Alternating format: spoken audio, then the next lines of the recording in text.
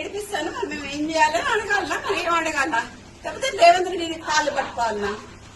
కాళ్ళు పట్టుకుని ఈ సభ మాటలు మాట్లాడకండి అని మా అమ్మకి నేను చెప్పాలనా? ఏం చెప్పాలండి?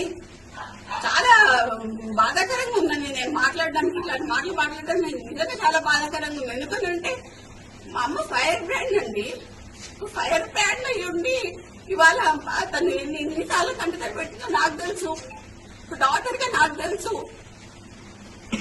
ఎందుకమ్మా ఫైల్ ఇవ్వవు అని నేను బోనమ్మా, నా ఫైల్ ఇయ్యలేను, ఆయన దగ్గర ఒకటి ఎట్లా పడతాం అట్లా మాట్లాడతాడు అని ఉన్న మాటలు ఉన్నాయి. రేవంత్ రెడ్డి అండి ఏది పడితే మాట్లాడతాడండి ఆయన.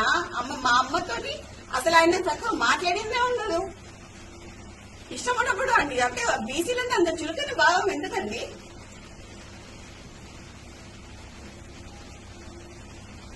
ఒక మీటింగ్ జరిగిందండి ఢిల్లీలో. ఇది ఇప్పటివరకు బయటికి రాలేదు, నేను ఇవాళ చెప్పదలుచుకున్నా.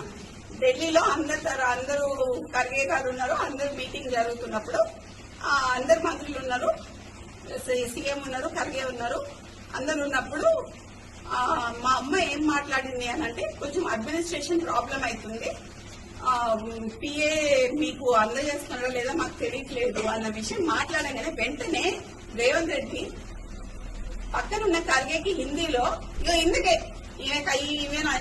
ఇంటికి రానియా ఏమనంటే ఏదో ఒకటి చెప్తుంది, ఒక 10 పిటిషన్లు పట్టుకొని వస్తుంది, 10 పనులు పట్టుకొని వస్తుంది, ఈ పని చేయంటది, ఆ పని చేయంటది, ఈ పని చేయంటది. మరి ఏడికి పోవాలండి? పని చేయొద్దా? ఎమ్మెల్యేలు మినిస్టర్లు పని చేయొద్దా? మా అమ్మ ఆ రోజు ఏడ్చిందండి, ఆ రోజు ఢిల్లీలో ఏడుస్తాను, అప్పటికప్పుడు పోయినా ఢిల్లీకి ఫోన్ చేసి ఏడుస్తే అప్పటికప్పుడు పోయినా. ఇప్పుడు జ్యోతి ఎవరున్నారు అక్కడ? జ్యోతి అది పిలిపిస్తారు. జ్యోతి ఆ రోజు ఢిల్లీలో అమ్మ ఏడ్చిందా? దేని గురించి ఏడ్చింది? ఏడ్చిందా? ఏమని చెప్పింది చెప్పాలి. గట్టి చెప్పమ్మా, కొంచెం లోడ్గా చెప్పండి. ఇంకా గట్టిగా చెప్పు.